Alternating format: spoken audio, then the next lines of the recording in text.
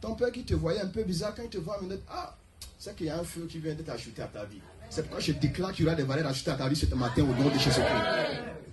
Signifie ainsi soit-il. C'est pourquoi il faut saisir. Quand on déclare des paroles, il faut saisir avec foi. On dit amen avec force. Alléluia. Amen. Alléluia. Amen. Vous savez, la vie chrétienne va se résumer autour de deux verbes. La vie chrétienne, sinon la mission apostolique va se résumer autour de deux verbes. Le premier verbe, c'est le verbe monter. Et le second, c'est le verbe descendre. C'est pourquoi vous allez voir que Jésus lui-même, quand nous lisons Luc 6 à partir du verset 12, Jésus le soir, il s'est retiré sur la montagne, il priait, et en journée, il sortait pour aller manifester la puissance de Dieu. Donc la vie chrétienne va se résumer autour de deux verbes.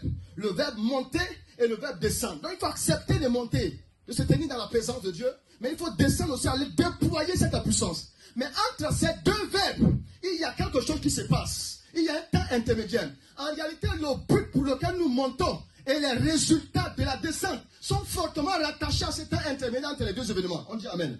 Amen. Donc ce temps entre ces deux événements, ces deux verbes, c'est le temps qu'on appelle la demeure du Très-Haut. C'est ce qu'on appelle la montagne de l'Éternel. Vous verrez que dans la Bible, les grandes transformations, les grands témoignages ont eu lieu. Où ça? Ce sont déroulés où? Sur la montagne. Moïse a reçu l'appel où? Quand Dieu s'est révélé. Sur la montagne. La transfiguration a eu lieu où? Alléluia. Amen. Alléluia. Amen. Donc bien aimé, la vie chrétienne se résume autour de deux verbes. Le verbe monter et le verbe descendre. Mais entre ces deux verbes, il y a quelque chose qui se passe. Demeurer dans la présence de Dieu. Demeurer dans la présence de Dieu. Et vous savez, le royaume auquel nous appartenons, c'est un royaume qui est régi par des principes. Il y en a qui pensent que la vie chrétienne, c'est une vie désordonnée. On vit comme veut, on vient là, on prie, on bénit le Seigneur, puis on se salit. Non, non, non, non. C'est tellement organisé. Le Seigneur Jésus est tellement organisé dans ce voie. C'est pourquoi il y a un principe rattaché à chaque chose. Les choses ne sont pas là comme ça par désordre. Non. Il y a un principe pour quelque chose de déterminé. Donc, qu'est-ce qui se passe? Vous allez voir que pour, par exemple, récolter, il faut respecter la loi de la sémence.